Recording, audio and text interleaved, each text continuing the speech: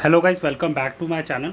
जैसा कि हम सब जानते हैं कि जे का जो कि एग्ज़ाम DSSB कंडक्ट करवा रही है उसका उसकी स्किल टेस्ट की डेट्स अनाउंस हो चुकी हैं।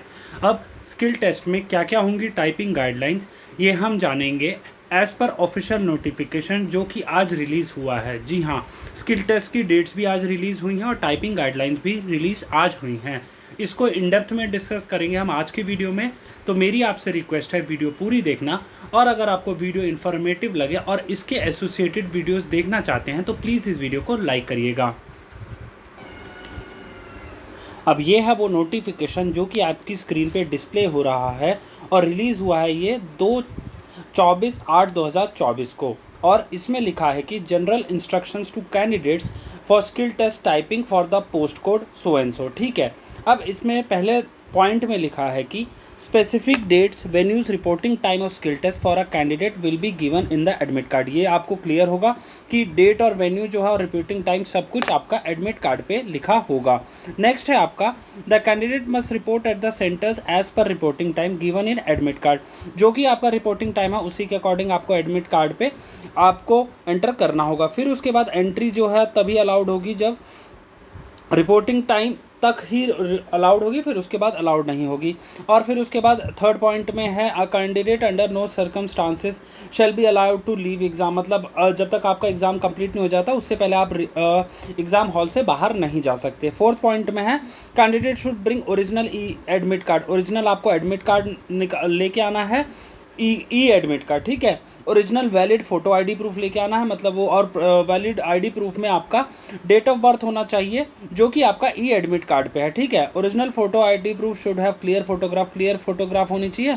और उसके बाद very old IDs from which candidate could not be verified will not be entertain. मतलब क्या है, ज़्यादा पुरानी आपकी आईडी कार्ड नहीं होना चाहिए। ठीक है, और उसके बाद if the original government photo ID does not have the date of birth then the candidate must carry an additional original document. अगर आपका आईडी कार्ड पे आपकी डेट ऑफ बर्थ नहीं लिखी है, क्योंकि कई बार क्या होता है पुराना वाला जिनका आधार कार्ड है उसके पे सिर्फ ईयर लिखा, डेट ऑफ बर्थ नहीं लिखी, तो आप अपना 10th का मार्कशीट ले जाएंगे जो कि आपकी इशू की गई होगी CBSE ICSE state board birth certificate etcetera में। ठीक है, और अगर आपका डेट ऑफ बर्थ और ई एडमिट कार्ड के बीच में कोई डिस्क्रिपेंसी है, मिसमैच है, तो कैंडिडेट को अलाउ नहीं किया जाएगा एग्जाम हॉल में एंटर करने से। ठीक है, और उसके बाद E admit card will be uploaded. आपकी इस वाली ऑफिशियल वेबसाइट पे ई एडमिट कार्ड अपलोड होंगे और आप वहाँ से जाके एडमिट कार्ड डाउनलोड कर सकते हैं। फिर उसके बाद candidature of skill test is provisional. ये एकदम से क्लियर होता है कि आपका स्किल टेस्ट पे अपेयर करना आपको जॉब के लिए सिक्योर नहीं करता, आपको आगे के भी प्रोसेस क्वालिफाई करना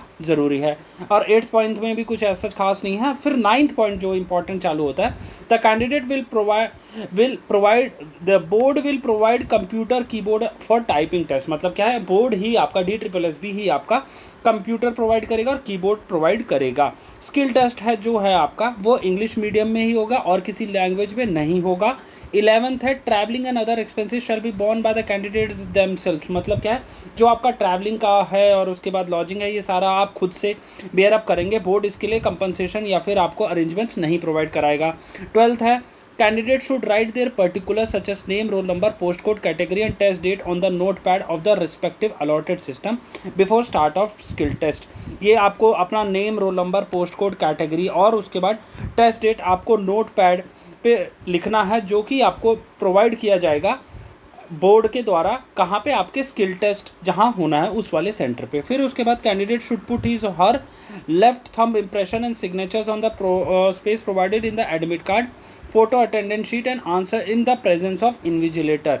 अब ये वाली लाइन इंपॉर्टेंट है। देखिए, आपको अपना एडमिट कार्ड पे लेफ्ट थंब इम्प्रेशन, चाहे आप लड़के हों लड़की हों कोई भी हो, आपको लेफ्ट थंब इम्प्रेशन और सिग्नेचर आपको एडमिट कार्ड पे कब करना है, आपको करना है वहाँ इन्विजिलेटर की प्रेजेंस में, वहाँ जाके करना है। ठीक है, क्लियर हो गया।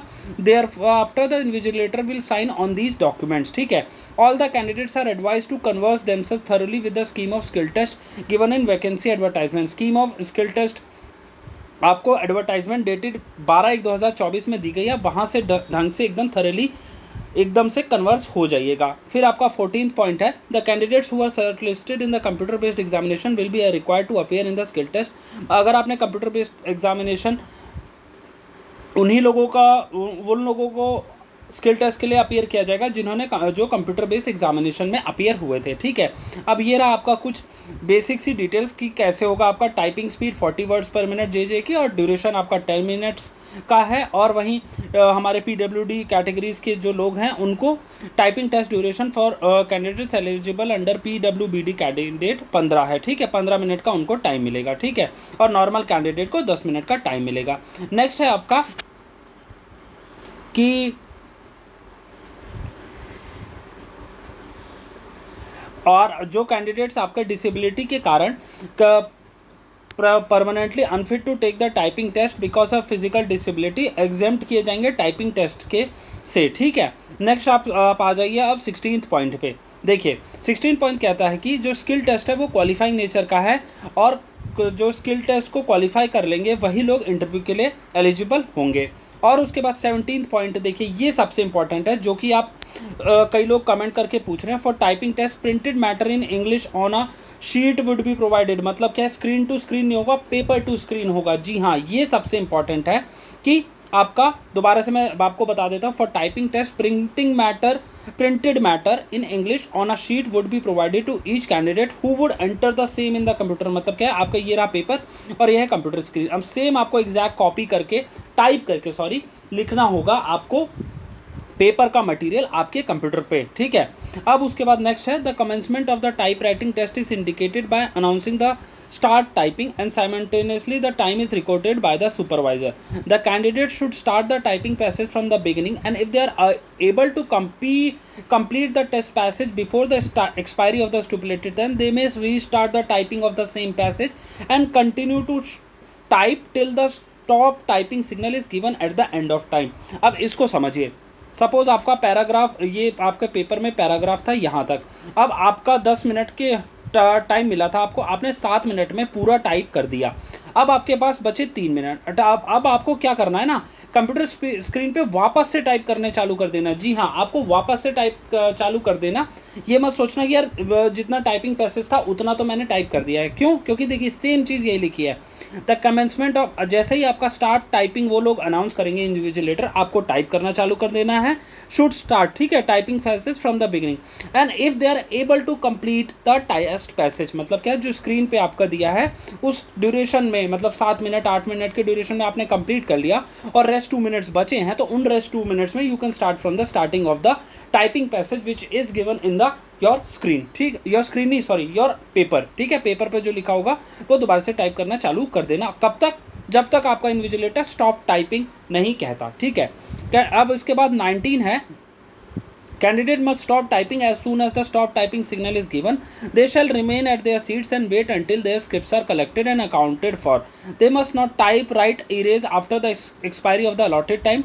Candidate shall not be permitted. अब ये देखिए बहुत बेसिक सी चीज़ लिखी है कि आपको एग्ज़ाम हॉल में तब तक रहना है जब तक आपके सारी शीट्स कलेक्ट नहीं हो जाती। आपको स्टॉप टाइपिंग के अनाउंसमेंट के बाद कुछ भी करेक्ट नहीं करना, कुछ भी वो नहीं करना है, मतलब राइट नहीं करना, ठीक है। अब 20th है आपका, the candidates are instructed to check all the keys of the computer at exam center and should ensure and satisfy themselves that the computer machine is functioning properly.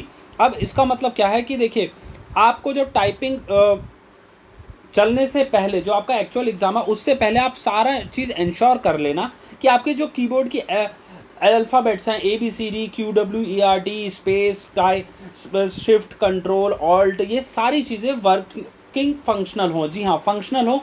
कहीं थोड़ा सा भी दिक्कत हो जाती है ना, तो आप तुरंत इन्विजिलेटर को वहाँ पे रिपोर्ट करके अपना या तो सिस्टम चेंज करवा लेना या फिर कीबोर्ड चेंज करवा लेना, अगर थोड़ा सा भी लगता है। क्यों? एक एग्जांपल से मैं बताता हूँ आपको। अब क्या हुआ था कि जब मैं तैयारी करता था तो क्या था कि हमारे बगल में एक लड़का बैठा था। अब उसका पहले उसने चीज़ें नोटिस की कि उसका जो टाइपिंग वाला ए अल्फ़ाबेट है वो टाइप नहीं हो रहा है ढंग से, ठीक है, ढंग से टाइप नहीं हो रहा। उसने ये एक चीज़ इग्नोर कर दी। अब इग्नोर जब की है तो पेपर चालू हो गया, और फिर उसके बाद वो बताता है 3 मिनट बाद कि मेरा ये एक चालू, मतलब ए टाइप नहीं हो रहा। तो इसकी वजह से क्या हुआ, इन्विजिलेटर ने बोला आपने पहले क्यों नहीं देखा था, अगर नहीं देखा तो अब आपको इसका सफ़र करना पड़ेगा और आपको टाइप करना पड़ेगा। और थोड़ी देर बाद उसने जब रेजिस्टेंस दिखाई तो उसको शिफ्ट भी किया गया, बट उसका जो टाइम था वेस्ट हो गया। और एक होता है ना कंसंट्रेशन से आप टाइप कर रहे होते हो, वो नहीं कर पाया और वो बेचारा आउट हो गया स्किल टेस्ट से। तो गाइस मैं चाहूँगा आप लोगों के साथ ना हो, आप जैसे ही आपको इवन माइन्यूस्क्यूल ऑफ आयोटा ऑफ भी कोई भी इशू लगता है कीबोर्ड में, तो तुरंत आप रिपोर्ट करना इन्विजिलेटर को, ठीक है।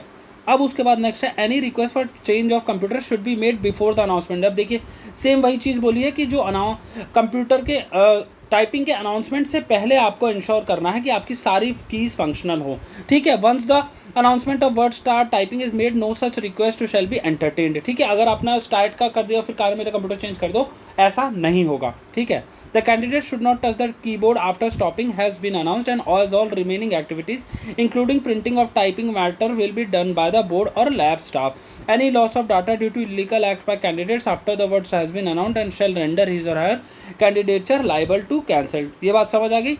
अब नेक्स्ट है आपका any complaints regarding chair computer system keyboard should be inform to the invigilator lab assistant before the announcement. Same वही चीज़ बताई गई है, कीबोर्ड के रिगार्ड में कंप्यूटर सिस्टम के रिगार्ड में कोई भी इशू आता है उससे पहले एग्जाम स्टार्ट होने से पहले आप रिपोर्ट करेंगे इन्विजिलेटर को या फिर लैब असिस्टेंट को।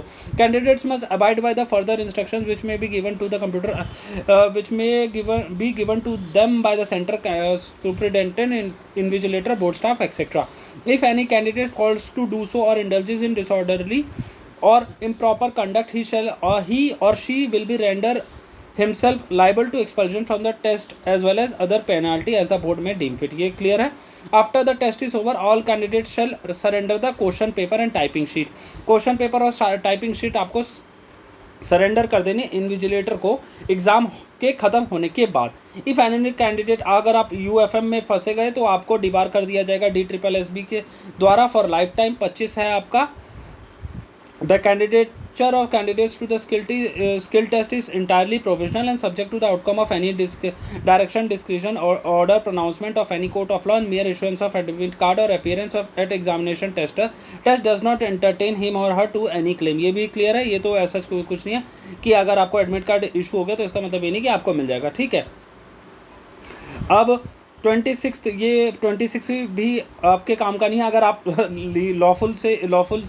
लॉफुली अपना एग्ज़ाम देंगे, अगर आपने लॉफुल किया तो आपके खिलाफ वो एक्शन ले सकते हैं। फिर उसके बाद 27 है the speed will be adjusted on the accuracy of typing on the computer of a given text passage within stipulated time, ठीक है। The decision of board in all matters relating to eligibility, acceptance और rejection of the application, penalty for false and information and so on for to sir will be final and binding on the candidates and no inquiry correspondence. मतलब क्या है, जो board decision ले लेगा उसी के according होगा, ठीक है। The board reserves the right, ये बोर्ड ने अपना क्लियर कर दिया कि हमारे पास राइट है कैंडिडेट्स को रिजेक्ट करने का, ठीक है। फिर 30th पॉइंट है आप कोई भी बुक नोट्स या लूज शीट्स नोट्स कुछ नहीं लाएंगे एग्जाम हॉल में। Mobile phone, smart watch, Bluetooth device, electronic devices ये सब डिबार्ड हैं, आप नहीं ला सकते एग्जाम हॉल में। और उसके बाद no arrangement will be made for keeping, bag और मोबाइल फ़ोन का अरेंजमेंट का कोई भी सेंटर पे नहीं होगा, तो आप अपना खुद से यात्री अपने सामान की सुरक्षा खुद करें, बोर्ड ये कहना चाह रहा है सीधे भाषा में। और उसके बाद 33 द कैंडिडेट्स आर, आप इसके ऑफिशियल वेबसाइट पे विजिट करते रहिएगा। कम्युनिकेशन ईमेल के द्वारा भी भेजा जाएगा और SMS के द्वारा भी भेजा जाएगा। फिर उसके बाद candidates are advise to again read again paragraph 11 and 12 of the vacancy regarding action against. ये वही UFM वाली बात है जो SSC में कई बार होता है, वो यही सेम चीज़ कह रहे हैं कि दोबारा से आप पैरा 11 और 12 पढ़ लेना। Action against candidate found guilty of misconduct and final decision on selection and short listing, ठीक है। और उसके बाद skill test of blind and low vision candidates will be conducted separately, ठीक है। ये बात हो गई क्लियर। तो गाइस ये आपकी गाइडलाइंस हैं और ये एनेक्सर ए है किन के लिए, जो हमारे भाई बहन हैं जिनको पर्सन विद बेंचमार्क डिसेबिलिटीज़ हैं, ये उनके लिए एनेक्सर है। तो अगर इसके रिगार्ड में भी कोई क्वेरी होगी तो आप मुझसे पूछ लेना, मैं आपकी वो क्वेरी भी रिजॉल्व कर दूंगा। बट ये जो सारी गाइडलाइंस है ये सबको फॉलो करनी है अपार्ट फ्रॉम PWD कैंडिडेट्स, ठीक है।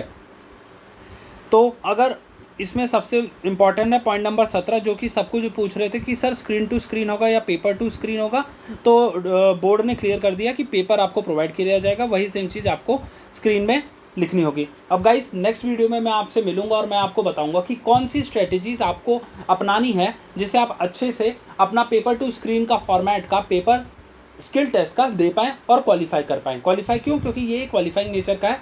आपको 40 वर्ड्स पर मिनट का टारगेट हमेशा रखना है, ठीक है, ज़्यादा रखना, क्योंकि कई बार क्या होता है एग्जाम में ऑटोमेटिकली थोड़ा सा कम हो ही जाता है। तो 45 44 का अगर आपकी आ रही है तो बहुत अच्छी बात है, और अगर 40 की आ रही है या 35 की आ रही है तो गाइज आपको बहुत मेहनत करने की ज़रूरत है, क्योंकि दिल्ली की पोस्ट है और हो सकता है आने वाले टाइम में आपका जो प्रमोशन बहुत फास्ट हो जाए दिल्ली डिस्ट्रिक्ट कोर्ट्स में। ये था आज का मेरी तरफ से video. Thank you for watching.